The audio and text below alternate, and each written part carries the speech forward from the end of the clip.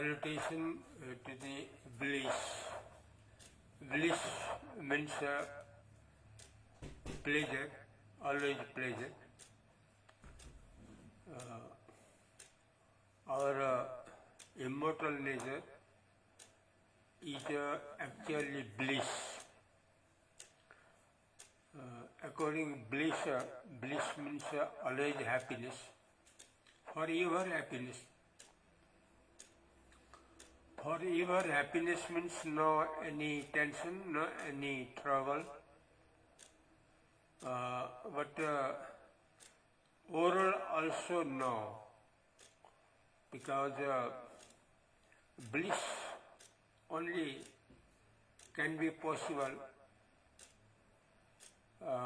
when we realize our pure consciousness. The pure consciousness means no all, only pure consciousness. Like the experience of the sound sleep. Like the experience of sound sleep. Sound sleep means at the time of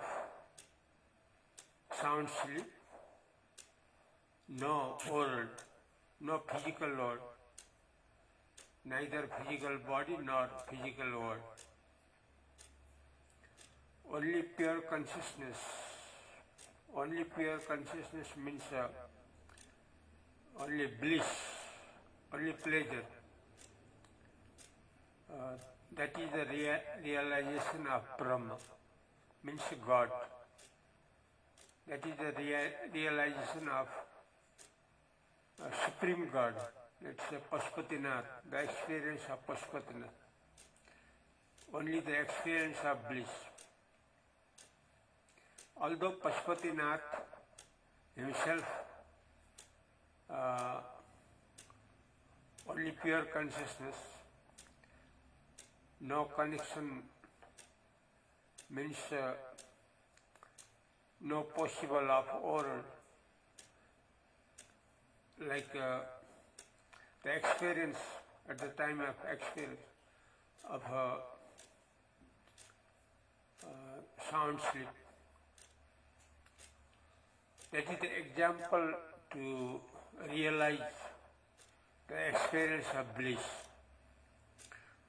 So the sound sleep, according Vedanta philosophy, has given too much importance.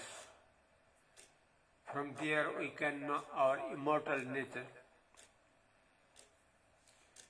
And to realize always the experience of bliss, to realize the experience of only pleasure, there should not be any culture of the world, because the world is due to ignorance.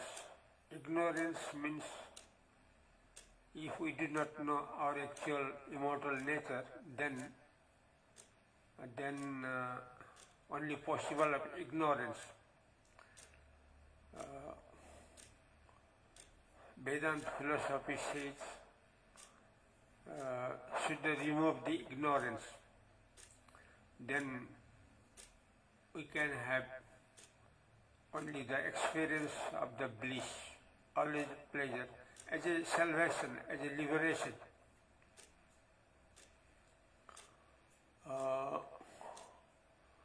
Now I say from Hindi language and Nepali language, मोक्ष सुख को अभिवादन, मोक्ष सुख को अभिवादन। इसका मतलब है, मोक्ष का मतलब केवल परमात्मा, केवल शुद्ध चैतन्य। वेदांत दर्शन कहता है परमात्मा और संसार दोनों एक ही समय एक ही आदमी के लिए नहीं हो सकता,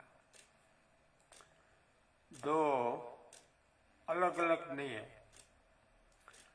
अगर परमात्मा को अनुभव अगर न हो तभी अज्ञान होता है, परमात्मा का अज्ञान होता है। वही अज्ञान में संसार आता है। संसार का अनुभव में, परमात्मा का अनुभव में पर्दा लगता है। परमात्मा का अनुभव नहीं हो सकता। अगर केवल परमात्मा का ही अनुभव किया जाए तो संसार का अनुभव नहीं होगा। इसलिए एक ही आदमी एक ही समय में परमात्मा और संसार दोनों संभव नहीं। यह है वेदांत का निर्णय। ये बहुत बड़ा सिद्धांत है, बहुत बड़ा सिद्धांत।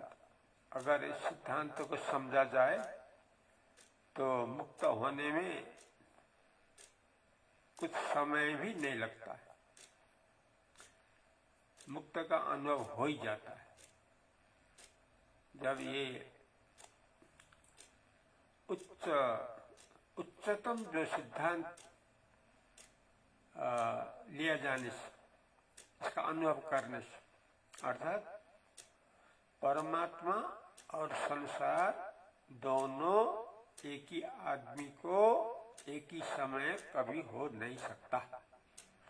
जैसा दृष्टांत में उजाला और अंधेरा एक ही समय में एक ही आदमी को नहीं हो सकता है, क्योंकि जहाँ उजाला है अंधेरा होता ही नहीं। जहाँ कहीं अंधेरा है तो अंधेरा ने उजालों को अनुभव करना नहीं दे रहा है। ऐसा रात में आंशी का अंधकार होता है, उजाला नहीं होता। भले सूर्य है लेकिन पृथ्वी ने छकवार किया है। सूर्य तो है ना, औशी की रात में भी सूर्य तो है ना, लेकिन पृथ्वी ने छक दिया है। इसलिए अंधेरा में उजाला का अनुभव नहीं हो पाता है। लेकिन सुबह जब सुबह आ जाता है, सूर्योदय होता है, तब अंधेरा गायब होता है और उजाला में विलीन होता है। अंधेरा नहीं रहता है, केवल उजाला रहता है। इसलिए उजाला और अंधेरा साथ साथ कभी नहीं रह सकता। ऐसा ही मोक्ष सुख और बंधन रूप संसार एक ही आदमी को एक ही समय नहीं हो सकता है कभी भी। ये बहुत सबसे ऊंचा सिद्धांत है शास्त्र। इसको लेने वाला को मोक्ष सुख तुरंत मिल ही जाता है, समय नहीं लगता है। इसको जानना होगा। इसलिए मोक्ष में परिणत होने के लिए सारा वासना का अभाव करना होगा, सारा वासना को नाश करना होगा, तभी परमानंद मिल सकता है, तभी नित्य तृप्त हो सकता है। नहीं तो नहीं मिलेगा। जहां तक वासना रहेगा तब तक परमानंद किसी को भी नहीं मिलेगा। नित्य तृप्ति कभी भी किसी को भी नहीं मिलेगा अगर वासना थोड़ा भी बाकी रहा हो। वासना क्या है वो भी जानना है। वासना ये है, जीव द्वारा और मायावी ईश्वर द्वारा जो द्वैत प्रपंच दिखाई देता है, जब तक वो द्वैत प्रपंच रहेगा तब तक वासना बनते रहेगा। इसलिए जीव के द्वारा अथवा मायावी ईश्वर के द्वारा जहां तक द्वैत प्रपंच दिखाई देगा तहां तक वासना रहेगा। यह है विषय का वासना, द्वैत वस्तु का वासना। इससे पूरे रहित होना होगा परमानंद सदा पाने के लिए। नित्य तृप्त सदा होने के लिए वासना को समूल नष्ट करना होगा। जो जीव के द्वारा अथवा माया ईश्वर का द्वारा जो द्वैत प्रपंच खड़ा होता है, जो विषय खड़ा होता है, उस सुख को अभाव करना होगा। कैसे अभाव होगा? ब्रह्म ज्ञान करने से होगा, ब्रह्म चैतन्य की तरह रहने से होगा। ब्रह्म चैतन्य अर्थात शिव चैतन्य, परमात्मा चैतन्य, पशुपतिनाथ चैतन्य, जब उस तरह से रहेंगे तभी वासना नष्ट होगा। अथवा जब सारा वासना नष्ट होगा तब भगवान शिव का अनुभव होगा। परमात्मा अर्थात साक्षात श्री राम जी का अनुभव होगा, साक्षात भगवान श्री कृष्ण का अनुभव होगा। इसलिए सारा वासना को अभाव करना होगा, तभी परमानंद मिल सकता है। इस कारण ले परमानंद ला अभिवाद।